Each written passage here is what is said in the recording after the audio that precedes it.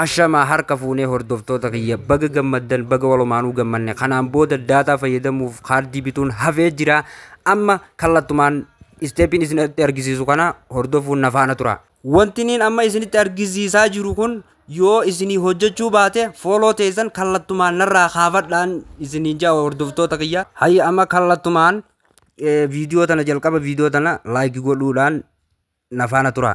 Amma kallattumaan aappii Play Store jiru kanarra seennaa iddoo sarchi jennu kanarratti gad tuqaafne iddoo tanatti RGC Tunnel VPN jennee barreessina. Kunoo isa gubbarra jiru kana kunoo isa jalatti dhufee argamu kana isa kanarratti xuynaa jechuudha jalqaba.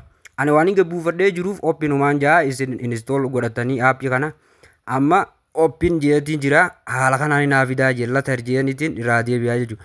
Namoonni biyya biraa jirtanis idduma tana biyya isin keessa jirtan irra geeffattan jechuudha. Amma iddoo biyyaan filadhaa jechuudha. Biyyaan amma ani keessa jiru jechuudha. Amma Itoophiyaa waan taateef iddoo sarchi jiru tanatti Itoo jeetumaan barreessaa Itoophiyaa firii tiraay jeetiin naa fidaa jechuudha.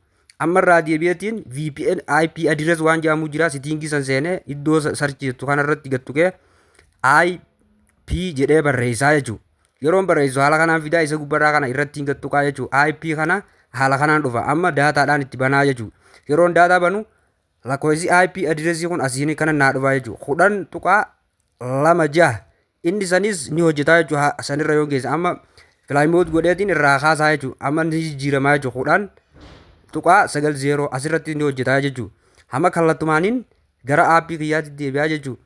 Aappii kiyyara yeroon dhaqu haala kanaan naas baasaa.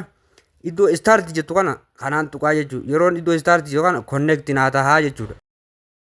Wanni isin hubachuu qabdan iddoo IP addressiin tuni 10 tuqaa 26 ni hojjeta, 10 tuqaa 57 ni hojjeta, 10 tuqaa 90 dhatti ni hojjeta. Kana hubadhaa jaallan. YouTube Cinasan Show subscribe godhuun dagatinaa like godhaa viidiyoo tana share godhaa gabalatooma.